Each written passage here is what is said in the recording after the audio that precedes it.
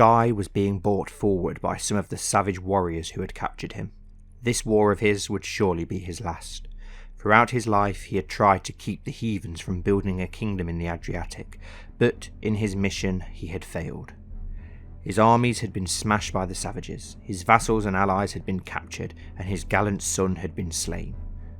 Although he was never a pious man, he recognised the threat from these heathens when his liege and fellow vassals had not. It seemed that God had forsaken him, as he had been beaten back every time he tried to move against the heathens. Time and time again, their raiders would come and take anyone or anything they could.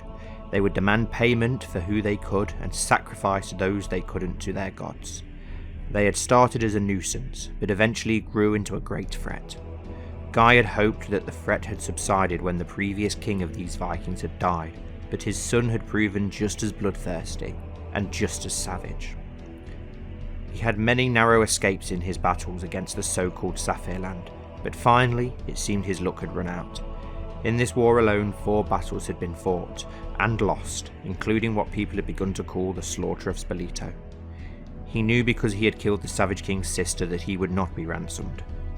He watched as the new king approached him as he was bound with his arms up. The anger was clear in his eyes, and Guy knelt his head thinking of his grandson who was now the lord of his lands and all that had been taken from his family. He then thought of himself. He had not been a good Christian and was not a virtuous man. Would he be allowed into heaven, or would he be left to burn in hell? This thought terrified him. It terrified him more than the Vikings. Guy's tunic was then removed as the king approached with a dagger, making a deep cut along his back into his ribs. He then opened his chest as the surrounding heathens cheered, delighting at his screams of pain and agony. The pain was excruciating, unlike anything he had felt before. It blocked out every other thought in his mind as the torment felt like an eternity, until everything went dark.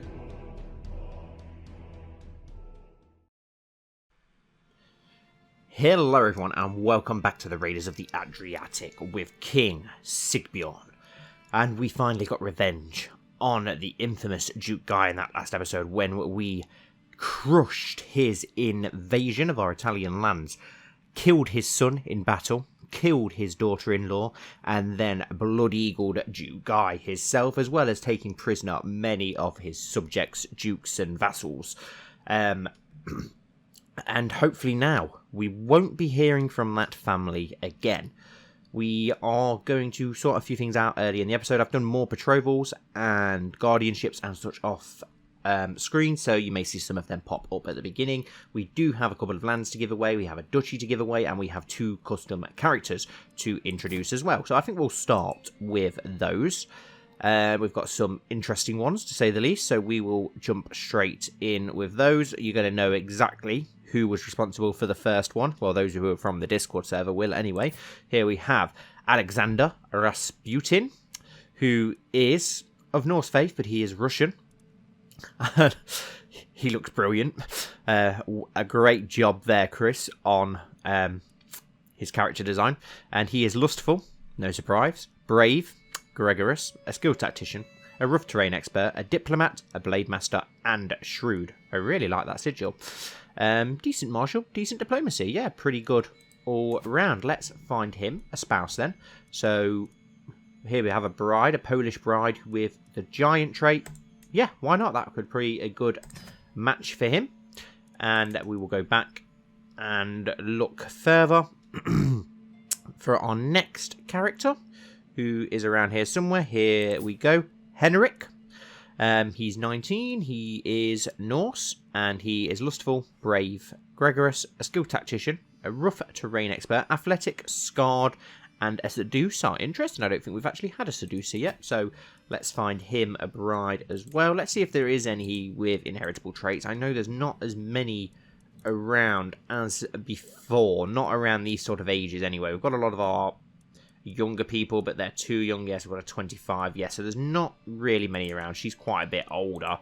We don't want to risk him not having children, so we'll just look for a decent bride then. What's he best in? He's best in martial. Let's have a look at what impressive martial brides we've got. Have we got any around his age? Not really. Diplomacy. Yeah, lots of these are extremely old. You know what then? Let's just have a look for relevance. Here we've got a 23-year-old here. She is Norse. Well, she's our religion. She could do... Oh, 17-year-old here. Perfect. And she's of our culture and religion. Perfect. So we will wait for those to take effect. And we'll wait for the... I'll just unpause. We'll wait for them to take effect so that those marriages do actually happen. And then we will land the people that we've got to land.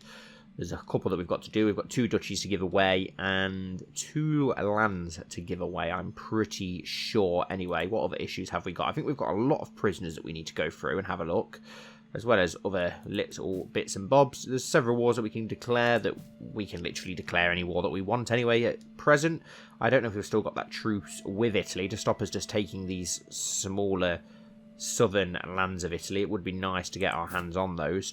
And why is it taking...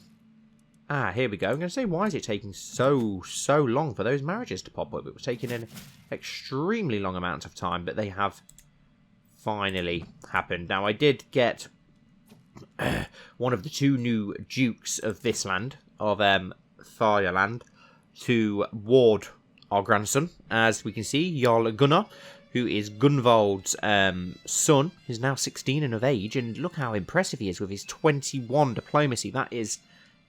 That's insane for a 16-year-old. He is intelligent, but he has become very impressive. So we will go over some of these young vassals and see how impressive they have become now. What's he got? Compassionate, arrogant, chaste, grey-innocence, and intelligent, as we know. But then also one of the other lords of this area, well, chiefs of this area. We've got the one of Verbus, Count Floki, 16 years old as well. And he is also impressive. Very, very impressive. He's compassionate, gluttonous, cynical, skilled tactician, flexible leader, and intelligent, and 19 martial. So we've got some very, very impressive young characters floating around Saphirland now, which is awesome, to say the least. I'm trying to think where we had another. I think we've got the Jarl of Dubrovnik, Jarl Bjorn II, who is also very, very impressive and decent. So, yeah, obviously, we've got the Lynxes, who are just absolutely ridiculous. Jarl Erthig, who is pretty decent in diplomacy, but then literally all of his siblings are good. So there's a look. They've all got very impressive inheritable traits. Absolutely ridiculous. But now we can land our new characters, and we have formed an alliance with Chieftain Ivar, which is good. And greetings, my serene liege. We are happy to accept your proposed education agreements. Perfect. All the stuff is now finally popping up and taking effect. Land the people that we were going to land then. We have several that need landing. I don't know where to start. Oh, I do know where I'm going to start. We are going to start with a person who was unfortunately dislanded in the last episode, which was very harsh because his father was an incredible servant for us, and that is Sinin, who is Guthrum's child, and we're going to grant him the title of... we could give him Rashka, but that could be very problematic. Do you know what? We'll give him the chiefdom of Zagreb. Grant title. And to go with that, we will grant the title of the Jarldom of Slavonia, which was originally our brother's, of course, but he was overthrown very quickly, so we'll give it to this guy instead, see if he can hold on to it a little bit better. And then we'll go with the first of our custom characters that we introduced to land first. So we'll land Rasputin. Wow, nice helmet. We will grant you the landed title, the Chiefdom of Rashka, along with the Jarldom of Rashka, which is all Serbian land, of course. There's only this tiny bit of Serbia here that we need to get now. That isn't Serbia above, it's some Hungarian land, I believe. But yes, grant titles. I have made these guys important. He is now a Jarl, another new Jarl. He could have some trouble with his new Greek vassals, but we'll see how things do go. They let some pause, let time tick along, let things improve, have a bit of peace and prosperity, as our vassals don't respect us anywhere near as much as they did our father, unfortunately. Is there any interesting decisions that we can take? I don't think there is really a lot that we can do. Not really. Hold a feast, call a hunt, attempt suicide. I don't think we're going to do that. let's have a look through our prisoners. We do have quite a few prisoners that need to be looked into. Let's have a look. We've got you, who don't look like you're anyone of importance. I doubt... Oh, we can actually ransom you for 10 gold. So we will do that. If we can get gold out of some of these, then we will. We're not going to get anything for you and you're old. We will execute you to the gods. You're 43. Can we ransom you for gold? No, only a hook, and you're Croatian and Christian, so we will execute you. We have a young child here, 0 years old. We will negotiate your release. We will do it if you convert. Oh, can we actually... No, only for a favour. We've got an Italian soldier here. We will execute you as we can't do anything with you. And we've got you. You're 48. We can't get anything for you, so we will execute you.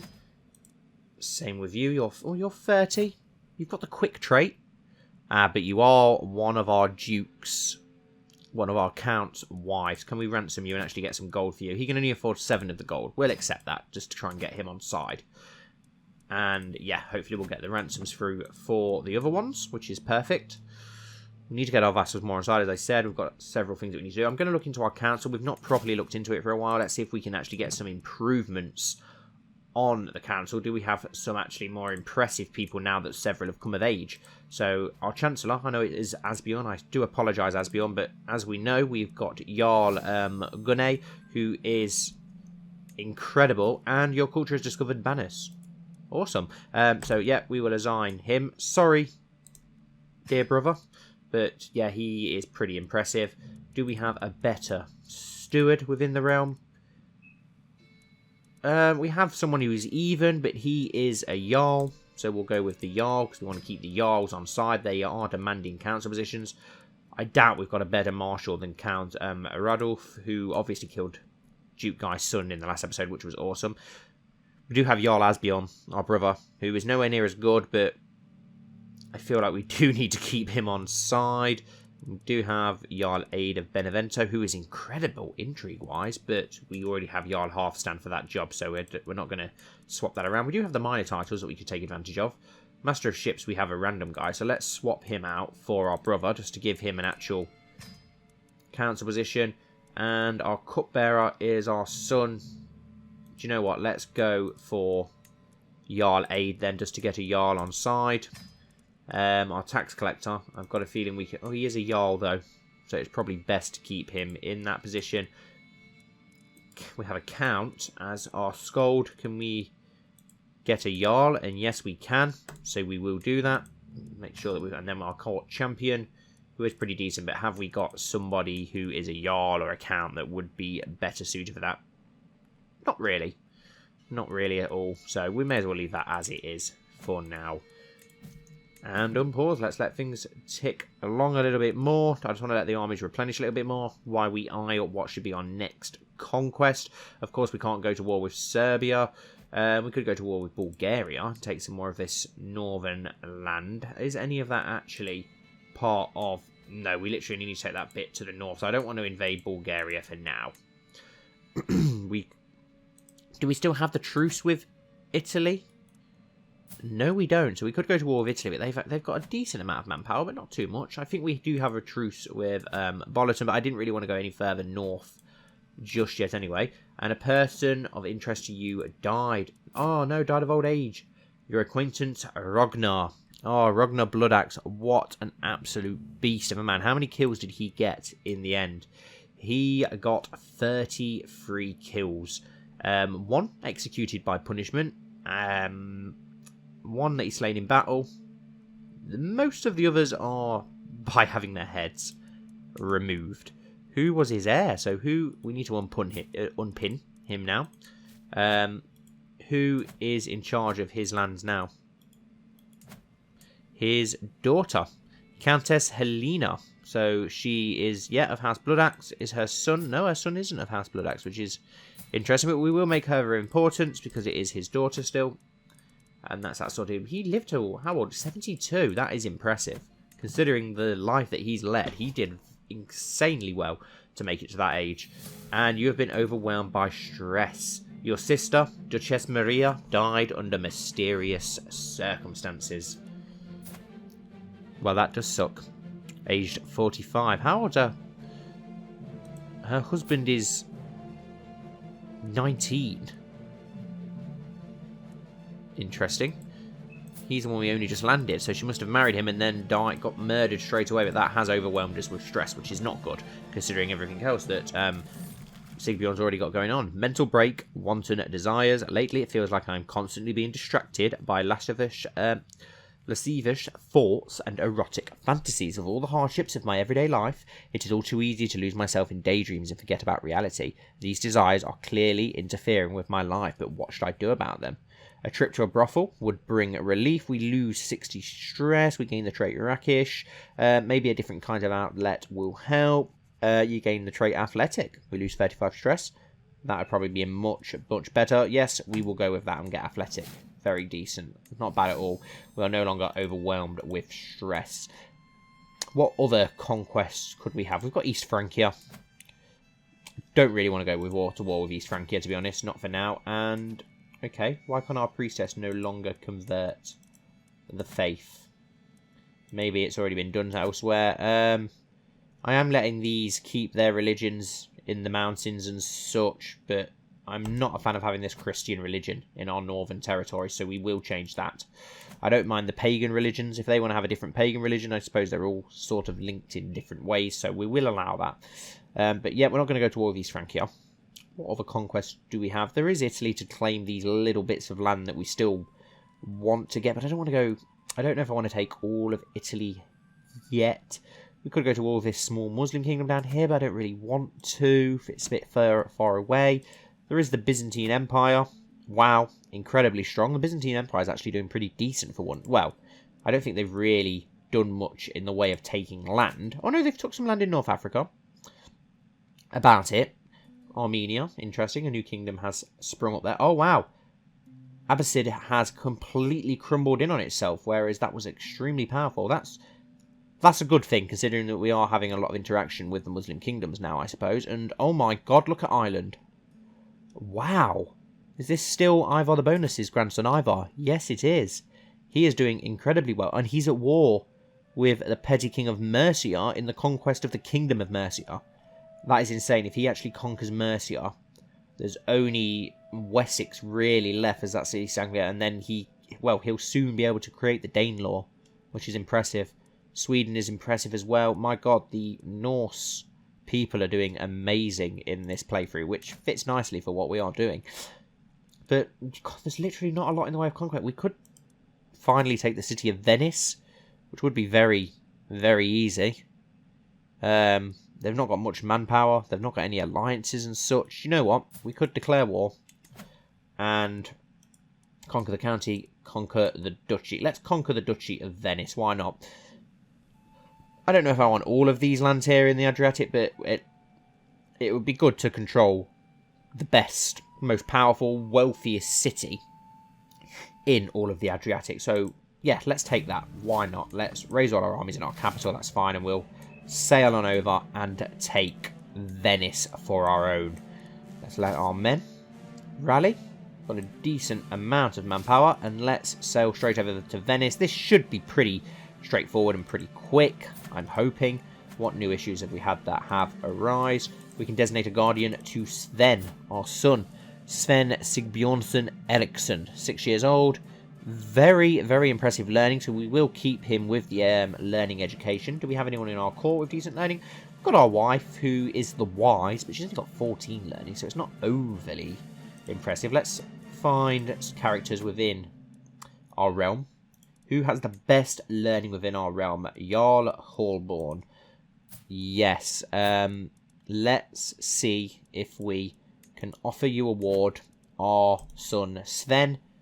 No, he must already have 2 wards, so that's a shame. Let's have a look for a different option then. Surely going to be some other decent characters with decent learning. We've got Godi Dorda of Skordaland, who has 21 learning. There's a few, some Norsens. Who are you? Treacherous villain located in Perset. Do you know what? We'll give him to our wife. It doesn't seem to matter a lot of the time, I've noticed. So, Yeah, let's just send him to Queen Halla. Send proposal. I know her learning isn't as good, but I remember how amazing Asbjorn the First was, yet neither of his sons turned out that good in martial. Yet all of the people who were sent to Herja, who wasn't quite as good as Asbjorn, turned out incredibly impressive. So I don't think it's going to matter too much. And here come the fleets of Sapphireland. Okay, and Venice have managed to get a bit more manpower. That's fine. They've moved away from their capital, so we will just dock our army straight into the city of Venice, and we have unlocked a new martial perk, which is perfect. Yeah, I did think that the fort of Venice would be a little bit stronger to take. Strict organisation, increased control in county progress, a man's home. Yeah, we'll go with increasing control, because our control isn't anywhere near as secure as in the days of Asbjorn's rule.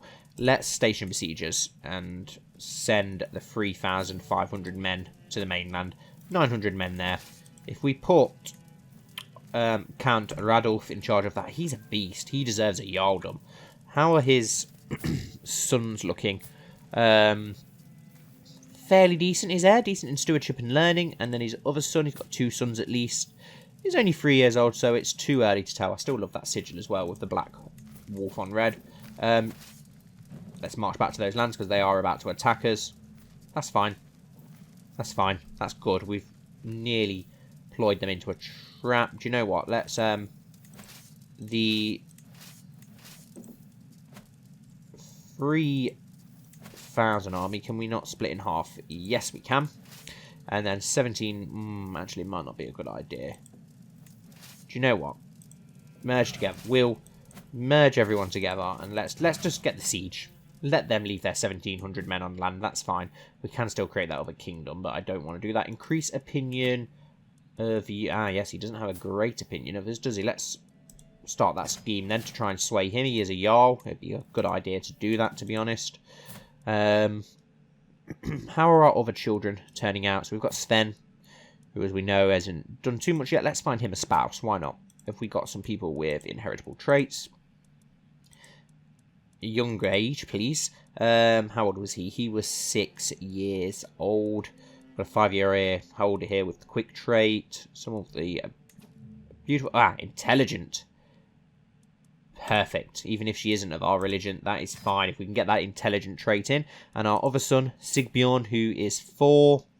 Do you know what? Yeah, let's just find you a match now before all the best ones get taken. Another one here, intelligent, who is 2 years old. Yes, we'll go with that. Perfect. Let's try and get that intelligent trait into our bloodline.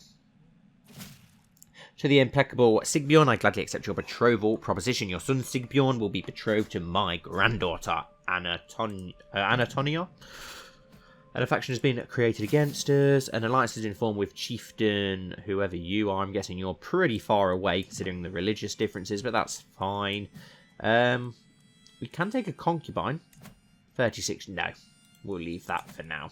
That's fine. How goes the siege? Pretty well. How long is it going to apparently take to get this? And we have lost a person of interest. Who was it? Trying to think who you are, that you're a person of interest. I don't think you're one of our custom characters, are you? Yes, Yngvar. Yes, you are. Yes, of course you are. How is your son? 11-year-old. He's your heir, so we will pin him. But we will unpin you.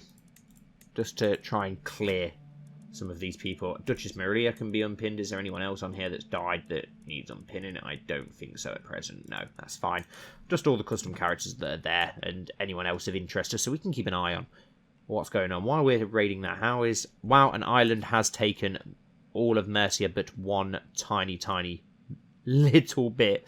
Oh my god, that seems so weird to see an island, but I don't mind because I just love the colour for Ireland in this game. It's such a nice green, and they do actually own some land in Norway, which is interesting. Denmark still going, I wouldn't say incredibly strong compared to the other 2 Norse kingdoms, but they're doing okay. So there's several Norse, and there's the Russian kingdom as well, which has now split. The White Rus, so I'm guessing that he's died. Yes, we now have King Rurik II, who owns White Rus. King Totil of the White Rus. Okay, that's fine. At least it's another Norse kingdom, though, close by. And how goes our siege? Let's just check in. 6 months left still. It's an incredible amount of time, but that's fine, because once that's under siege, we can sail over to the mainland and sort out the problems that we have. We do need to give this land down here still away, but I really don't want to give away Radulf, because he's so good. At court, I'm heading for my chambers to enjoy some blessed sleep when I hear a faint rustle from a window. Just the wind, I think, until the wind starts to speak. Herja, open up, my beloved. It is I, Alexandra. I push the shutters open, and lo and behold, a man has climbed up to Herja's windows. It is my vassal, Duke Rasputin. Oh dear, what did you call my daughter? Oh dear, so Rasputin, lover of the Russian Queen, is already starting. Well, lover of the Sapphire Princess, and his wife's already pregnant, so he didn't mess around there, did he? How is our daughter, Herja, doing? How are her sons, Sigbjorn, who isn't married yet, so let's find him a spouse as well. Inheritable, yeah, let's go for age. Yeah, sorry about all these things that we are sorting out, but I know a lot of people do enjoy seeing all these things being sorted out, so some of you might not mind. Let's go for, I think I just seen another intelligent. Yes, let's go for you. Lithuanian, interesting. And you have a sister, Herja, a third Herja, keeping the family name, well, keeping that line going, the Herjas. I think who has been my favourite custom character in this series so far. To the Serene King Sigbjorn of Sapphireland, I gladly accept your betrothal. Perfect. Still got a little while to go on this siege. That's fine. Western Europe still very, very fractured. I wonder where the Pope actually is. What is the Pope actually up to? We have got a new Pope now. And no idea. He's still at the papacy. He's still got 1,000 men. Where is he actually ruling from, though? I've got no idea where he's actually ruling from. Foreign ruler. The papacy. But the papacy has fallen, so no idea. Yeah, that's what I was going to check before something popped up. What Count Radulf? What actual... perfect. He's actually completed his task. What kingdom are you a part of down here? Or what duchy are you a part of? Oh, it's its own tiny duchy. Interesting.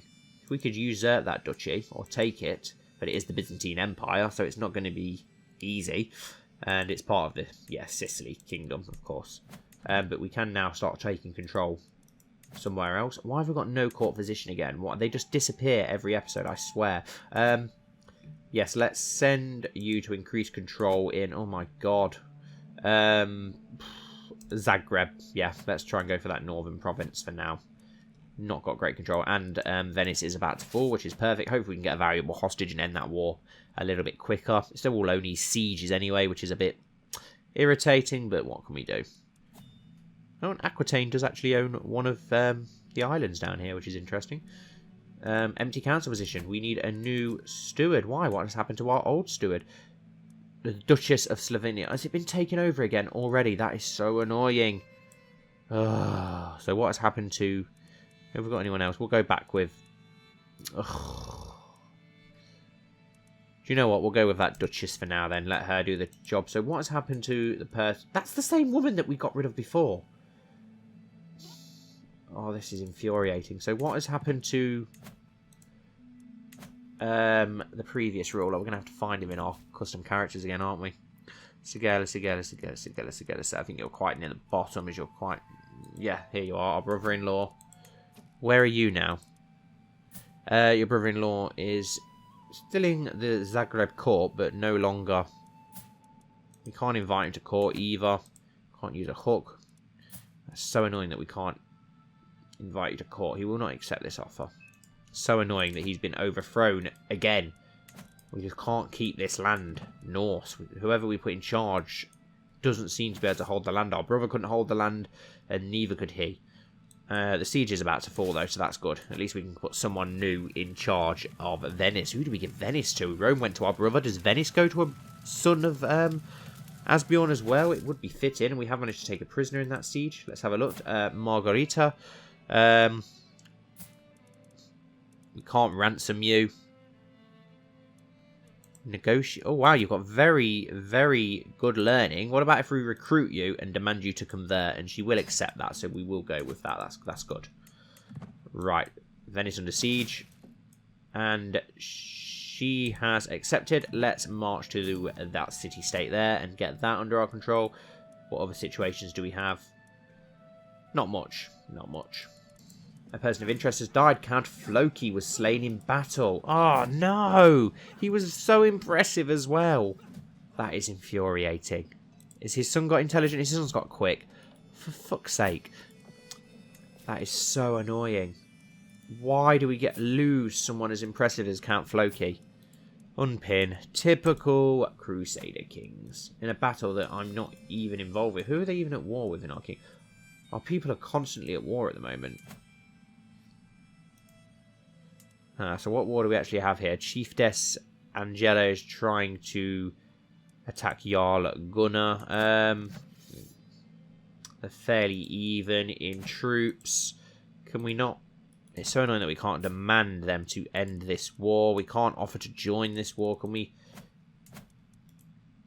not demand you to end your war? No, so annoying. So annoying.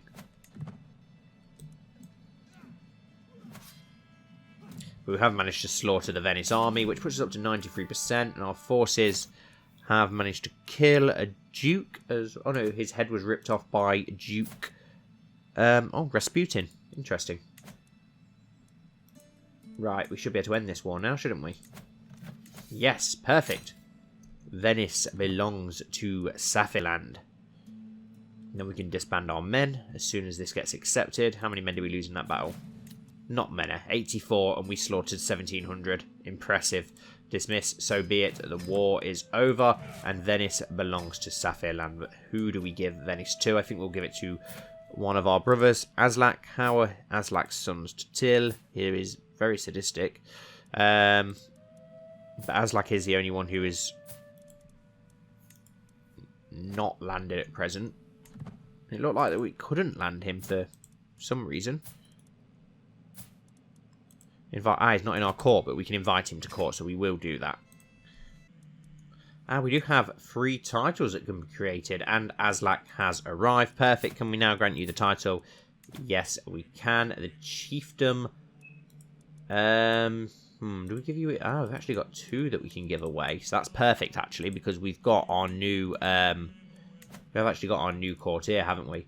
And what are the 3 titles that we can create? The Kingdom of Venice and the Duchy of Venice. We'll create the Duchy of Venice, but we're not going to create the Kingdom for now. We don't want to create too many kingdoms. Disable building in Venice. What is it? It is a palace. We do not have Republic government. But normally it costs a lot, I think, to actually disable these buildings, doesn't it? Well, I'll look into that later on. Right, but yes, let's go to our other courtier that needs a landing. Our new guy, where is he? Here we go, Henrik. We will grant that chiefdom, no, not of Venice, of the main land. We will grant that to him. Perfect. And to Aslak, we will grant the title, the chiefdom of Venice, along with the jarldom of Venice. Perfect. Awesome. And there we go. Look at that. Look, we've got Rome and we've got Venice. We have got some impressive lands. What next for the men of Sapphireland? It would be interesting to get some. It's a shame that we can't just go and take this island. Just take Malta. It'd be good to take Malta without having to take the main bit of land, just to get some control over it. We could take Sardinia, maybe. I don't know. I'm not sure. We could take some more of this Italian land, but that would mean maybe getting in war with Francia as well to take that land to make it look nicer, which I don't really want to do. We can't declare war on Serbia, I don't think. No, we've got the truce, which is annoying, because I want to take this last bit of land below this river.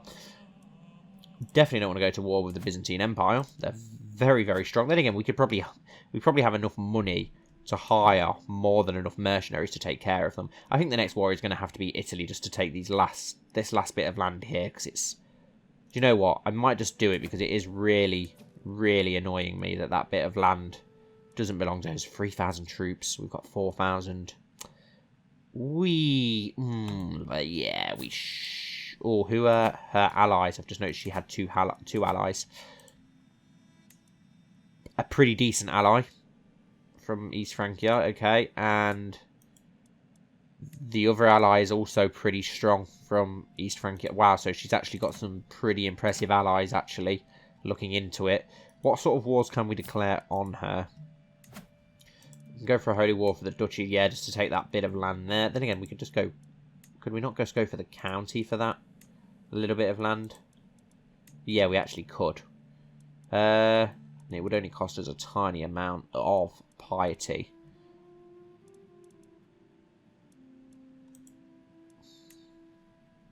We can actually invade... we can invade the Kingdom of Sicily to take these two southern lands, which... Oh, wow, that's a lot of prestige, though. I'm not wasting that much prestige. What a waste. I don't know what to do for our next move. The amount of allies that she has got has just put me off that, to be honest. I don't want to go too far north, either.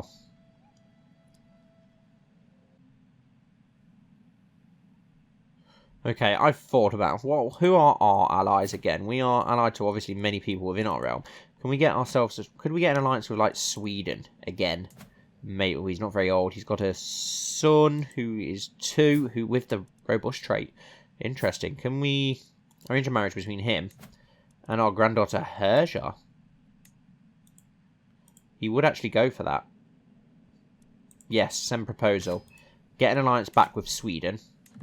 We could get an alliance of Ireland as well. Excellent, he's accepted. Can we get an alliance with Ireland as well? Let's have a look at him. He's got his heir, who is an earl, who doesn't have any children yet, which is a shame. He does have a young daughter, though, who is 4. Too far away to win. We can't actually interact with them. That's a shame. What about Denmark? How strong are Denmark? Pretty strong. And he does have a young son, several young sons, and a daughter who's 9 and unmarried. And we actually can interact with them. They're close enough. But we don't have anybody. I don't think we had anyone to even arrange marriages with the... No, the other way around either. Okay, we'll just have to settle with our alliance with Sweden, who, wow, have 7,500 men. Yeah, that'll be more than enough. If we can get them to accept that, and get that alliance, we could then go to war with Italy, just to take those lands of Sicily. A sudden shock. I have ridden, taken aim, and struck so many times I thought nothing could upset my rhythm. As I take yet another gallop down the practice range, a commotion I cannot fully see makes my horse rear up. For an instant, momentum keeps me pinned to the back of the horse as it starts shaking. Then, as if time is flowing slow, I can feel myself becoming dislodged. Calm down, girl. Calm down. We probably will be able to stay on, so we'll go for that. In charge. I can feel myself being thrown left and right, but no motion can make me loosen my grip on the reins and the saddle. My commands eventually soothe the horse, and the animal is soon back to stomping eagerly on the hard-packed ground, as stable as ever. Such a forceful beast, and we gain a load of martial points for that, which is perfect. Just waiting for that alliance. Solitude in the Great Hall. Dyer seems to have been having a difficult time at our latest feast. He slipped underneath one of the tables, and there hid from people for the entire meal. He's pretty good. Got Hail Trait, Stewardship Focus. Why you got Stewardship Focus? Martial Focus all day long. And he gets the trait Shy. Okay.